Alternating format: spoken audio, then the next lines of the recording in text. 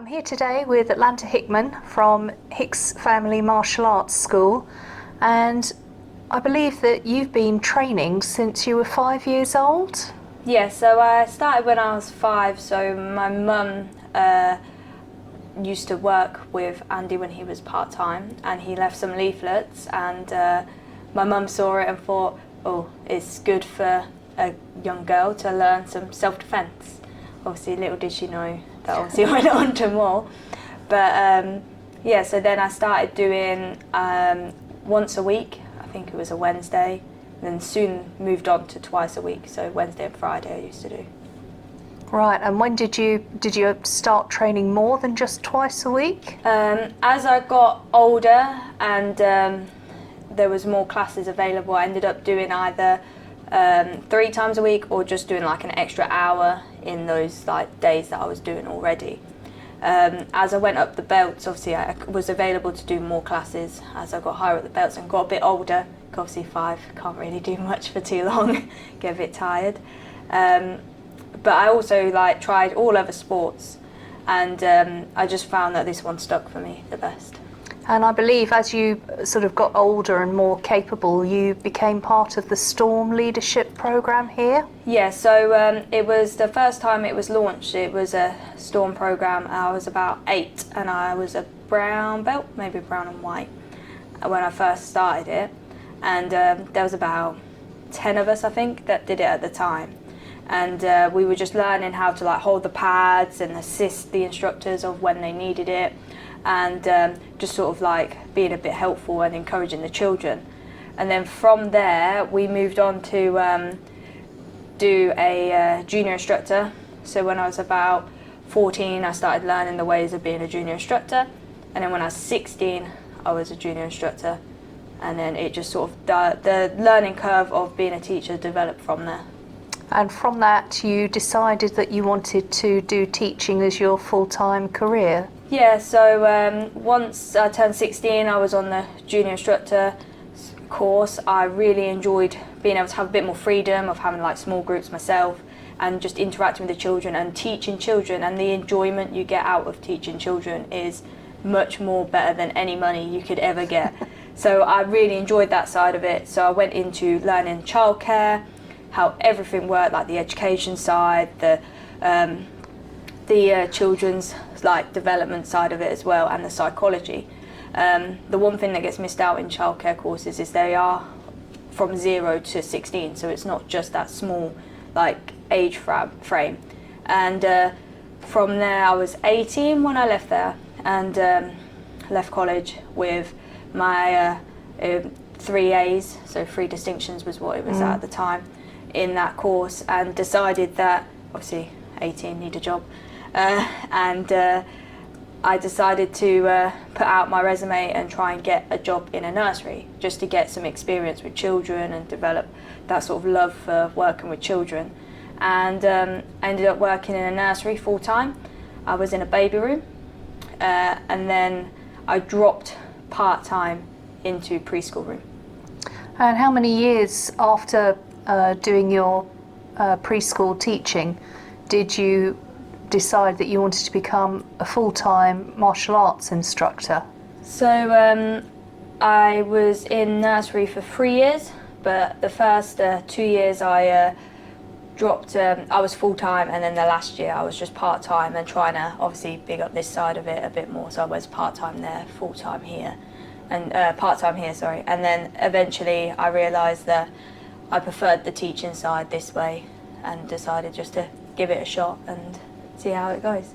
And logically, obviously all the knowledge that you've got from doing your teacher training has given you greater resources when you're teaching the children here at the school. Yeah, it's definitely eye-opening. You learn how children like sort of develop themselves and how they learn, and that how every child is unique and they all have different ways, and trying to find and how the best ways to get the best you can out of the children, of them either listening to you and also liking you. Like you've got children that want you to be and you've got children that want you to be a bit more like sort of back away. You've got children that just want to watch and will sort of sit there and do it a little bit. So it's just sort of learning the different ways that children develop, as they all don't they won't all just run into a classroom and scream and shout and run around. Some sit back and just sort of. Also, I found the nursery helped me learn how to deal with parents that are a bit insecure as well, because obviously at the younger age, especially little ninjas, the parents can be quite scared as well to sort of let their child go in or give them a little bit of guidance to go in, especially if they're shy or crying, because you also get the children that will cry, but as soon as they're in there, the parents are not there, they're fine. So it's sort of that helped as well from that job. So, like a two-part question, overall, how many years have you done martial arts? And then out of those, how many years have you been instructing here? So I started when I was 5, I'm now 25, so it's 20 years now. So it's I'm quite young to be doing it for 20 years. I think I'm one of the first few that now it's a bit common to do sport at a young age. I think when I first started it was very rare, so it sounds really big, but I'm sure now when these lot grow up they'll be like, oh, we've been doing it for 30 years at my age or something silly. It is crazy to think. And then I've been teaching officially on my own for 8 to 7 years.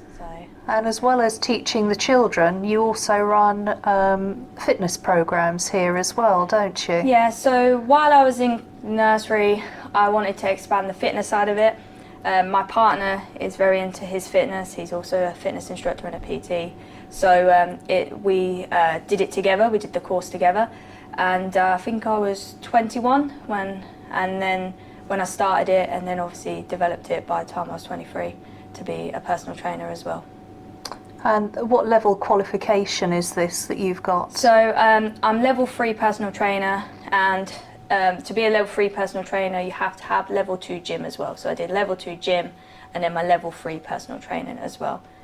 I've also, since lockdown, have done a couple of other courses. So I've just done a lot of special needs education courses as well. So I'm now classed as a Senko officer, so that means I've got a bit more intel on how children with additional needs may need guidance and what's the best way to sort of try and guide them that way.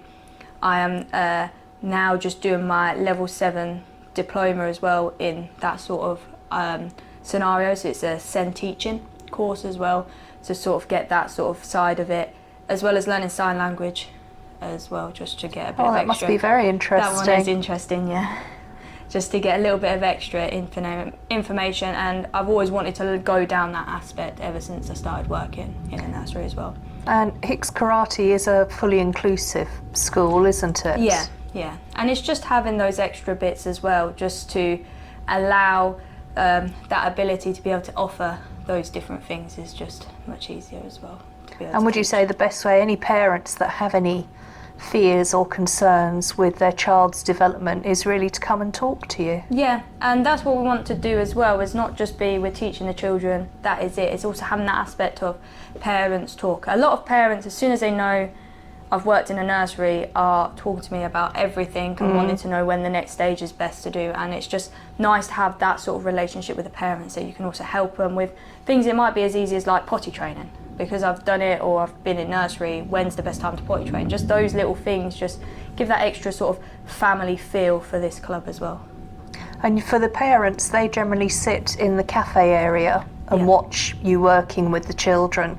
Do you feel that that's better, or do you think the younger children maybe would be happier if their parents were in the same room? I always say for the ninjas, this setup's perfect. For the 3-year-olds, if your parent's in there or another parent's in there, so we've had it where we've had new children and they're a little bit shy, we tend to let their parents in, especially at that age, just for like the first one, just to sort of show that everything's all right, they've got their security with their parent there. But the other children will either play up because they think they can get away with more because there's parents there, or they may want their parent, and then it's that knock-on effect of where you just have the children sit there, even though without a parent there, sort of like out of sight, out of mind sort of thing, they're happy just to get on with it and have fun.